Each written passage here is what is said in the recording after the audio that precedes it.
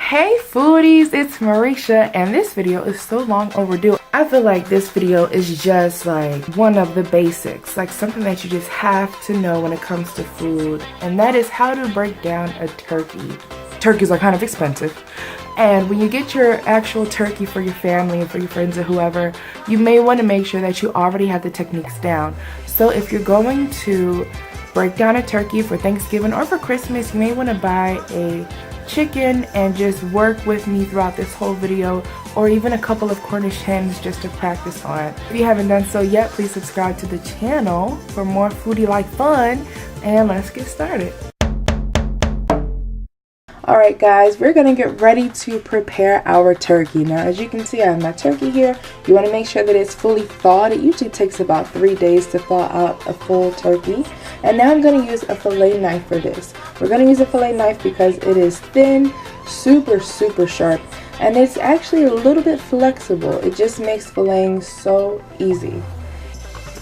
So we're going to put our turkey in a very clean and sanitized sink and run some cold water on top of that so that we can rinse it all off. And this makes the process so much easier because all of the juices can drain right down the drain, and you don't have to worry about a big mess when trying to open up the turkey. Remember to dig into the cavity and remove anything that you find. It may be a surprise to you if you've never done this before. And then when you're done with that, just pat your turkey dry and get it on a clean surface for carving. Now as you can see, my turkey's still frozen. It could take up to 3 days to fully defrost the turkey. I think this only defrosted for about 2.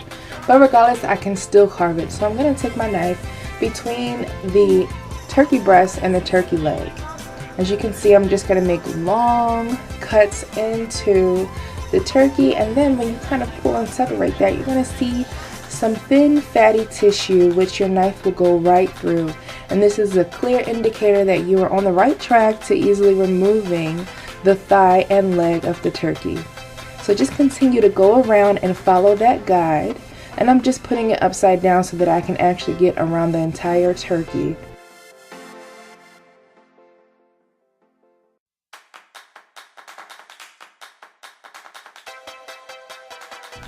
And just continue to hold the leg and kind of pull it away from the rest of the turkey while making small cuts with your knife. Then you're going to get to the joint, which you can actually pop out of place, and from there it's pretty easy to remove. And there is a turkey leg quarter. So now we can move on to the wing. The wing is attached to the turkey breast, and I love to cut a lot of the turkey breast so that I have a good meaty wing. So I'm going to cut a small section of that turkey, or a large, that's a pretty large section, but I'm going to cut some of that turkey breast, and then just like we did with the thigh, I'm going to go around the entire wing and then flip that kind of on its side and cut underneath of the wing. And as you can see, I've now hit the joint again, and there's a very thin piece of cartilage that actually is like butter to cut through, and that's what we want to cut through. We don't want to cut through any bone. We don't want to see any open bone marrow. We just want to cut through that cartilage. So now I'm going to show you guys how to remove the turkey breast. There is a breastbone right down the center. You can actually see it. It's right where that line is. You're going to go to the left or to the right, depending on which side you want to take off first. So I'm going to cut to the right of the bone, and this is where your fillet knife really comes in handy. You can just make long cuts kind of up against the bone the whole time, and you're only going to be cutting with the very tip of your knife. Attached to the breast is the tenderloin, which is really good. You can remove that or just keep it attached, and then when you're done one side, you can move on to the next. Now if you've never broken down a turkey before, then it would probably help if you start with a chicken or even a Cornish hen, because they are literally built the same way. It's the same process.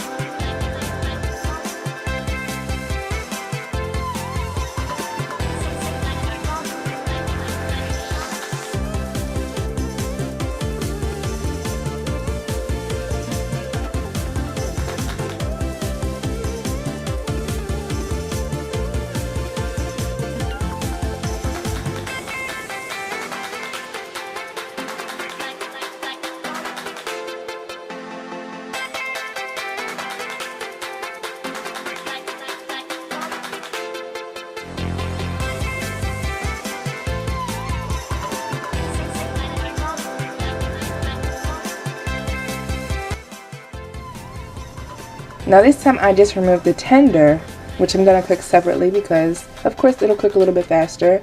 You can go ahead and remove any extra pieces of turkey from the carcass just to have some turkey scraps, why not? And to split the thigh from the leg, we're going to flip it over flesh side up, and you will see a thin line of fat in between the leg and the thigh, and that is a wonderful guide. Just go straight through that and you will get between the actual bones into the cartilage, and that's where you will have the easiest time ever just cutting through and separating those two pieces.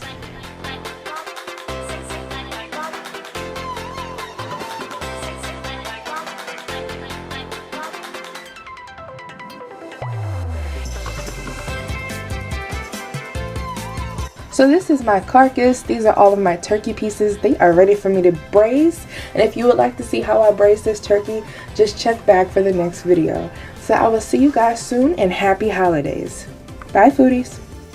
Oh my goodness, that's why I love to break down turkeys. For one, it's only 2 of us in the household. Yes, we go over to my family's house to like eat, and you know, we see my grandmother, she cooks everything. I would definitely buy a whole turkey, cut it into pieces, put them in Ziploc bags or even food saver bags so that I can just vacuum seal it and freeze it.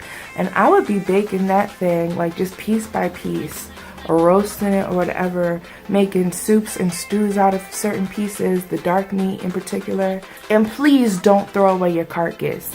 You can make an amazing turkey stock with that. So I wish you guys a wonderful Thanksgiving, and I will see you soon. Bye, foodies.